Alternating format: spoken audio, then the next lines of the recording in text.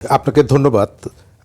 দর্শক শ্রোতা এবং সাথের আলোচকদেরকে ধন্যবাদ জানিয়ে এই সময়কালের সবথেকে আলোচিত একটা বিষয় নিয়ে আমরা কথা বলছি। আমি মনে করি যে শিক্ষার্থীরা যে কোনো বিষয়ে তাদের অভিমত জানানোর জন্য অনেকগুলো পথ এবং পদ্ধতি আছে, আন্দোলন করার অধিকারও তাদের আছে।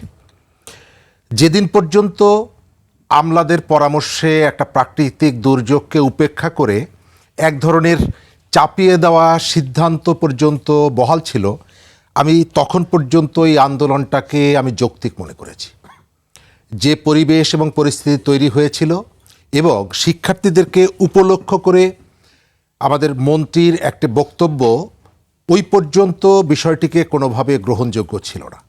কিন্তু যখন সিদ্ধান্ত হয়েছে যে পরীক্ষার যে সমস্যাটা তৈরি হয়েছিল, নতুন করে পরীক্ষা নেওয়া হবে, যে দুটো প্রশ্ন ভুল হয়েছে সেই প্রশ্ন দুটো পূর্ণ মার্ক দেওয়া হবে, এরপরে আমি মনে করি না যে এই দাবিতে আবার রাস্তায় এখন যে দৃশ্যগুলো দেখছি এগুলোর প্রয়োজন আছে।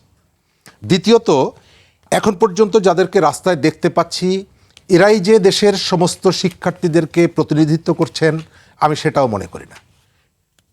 পরীক্ষার্থী, শিক্ষার্থী এবং অভিভাবক এদের বিশাল অংশ মনে করে যে এই যে অটোপাসের মধ্য দিয়ে আমরা শিক্ষার যে গুণগত পরিবর্তনের যে লক্ষ্যটাকে তার মূলে আঘাত করছি, এটি কোনোভাবে কাঙ্ক্ষিত নয়। এর আগের যে সরকার ছিলেন তাদের যে সিদ্ধান্তটা, এটি অনন্তকাল সমালোচিত হবে এই কারণে যে সচিবালয়ে যারা গিয়েছিলেন তাদের সংখ্যাটা ছিল খুব নগণ্য। ওই বছর পরীক্ষা দিতে চেয়েছে এবং পরীক্ষার প্রয়োজনীয়তা অনুধাবন করেছে এ ধরনের লক্ষ লক্ষ মানুষ, অভিভাবক এবং শিক্ষার্থী ছিলেন, কিন্তু স্বল্প সংখ্যক মানুষের শিক্ষার্থীর দাবিকে সামনে রেখে যেটা বাতিল করা হয়েছিল সেটা গ্রহণযোগ্য ছিল না। এবার যদি এই দাবিতে সরকার কোনো সিদ্ধান্ত গ্রহণ করে সেটা কি যৌক্তিক হবে? কখনোই না। এবং এই দাবিটা কখন আসে? যখন শিক্ষার্থীদের একটি অংশ তারা পড়াশোনায় যথাযথভাবে মনোযোগী হয় না, তারা পরীক্ষা দিতে চায় না এবং তারা কোনো একটা অজুহাত খুঁজে বের করে এবং উপলক্ষকে সামনে রেখে এই ধরনের পরিস্থিতি তৈরি হলে তারা সেটিকে সামনে নিয়ে আসে। এখন এই শিক্ষার্থীরা শিক্ষার পরিবেশের ক্ষেত্রে এই জায়গাটা কেন গেল? আমরা দেখলাম যে আমাদের জাতীয় বিশ্ববিদ্যালয়ের উপাচার্য যেটি বলেছেন, আমি এটাকে যথার্থ মনে করি। আমাদের এই শিক্ষার্থীরা প্রায় 12টি বছর তারা শিক্ষা প্রতিষ্ঠান, নানা ক্লাস পার করে এই পর্যন্ত এসেছে এবং এই 12 বছরে তাদের চোখের সামনে অসংখ্য একেবারে অপ্রত্যাশিত, অনাকাঙ্ক্ষিত বহু দৃশ্য তারা অবলোকন করেছে।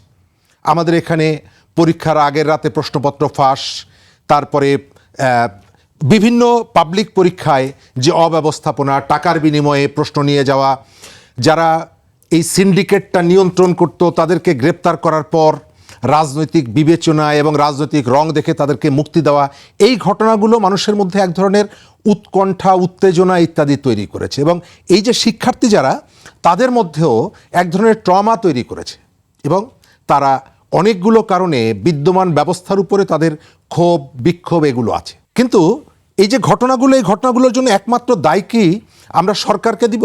আমি এটি মনে করি না। আমাদের এখানে আপনি দেখেছেন যে ক্লাস 4-এর প্রশ্নপত্র ফাঁস হয়েছে। এই প্রশ্ন আসলে ক্লাস 4-এর একজন শিক্ষার্থী সংগ্রহ করে তারপরে বাড়িতে নিয়ে পড়াশুনো করেছে এমনটা না। আমরা যারা অভিভাবক, আমরা ক্লাস 4-এর প্রশ্নপত্র ফাঁস করে আমরা সন্তানের হাতে তুলে দিতে একটুও কুণ্ঠিত হইনি। সুতরাং আমাদের পুরো ব্যবস্থাটা যখন এক ধরনের জরাজীর্ণ হয়েছে, তার অনিবার্য কতগুলো প্রভাব এখানে পড়ছে।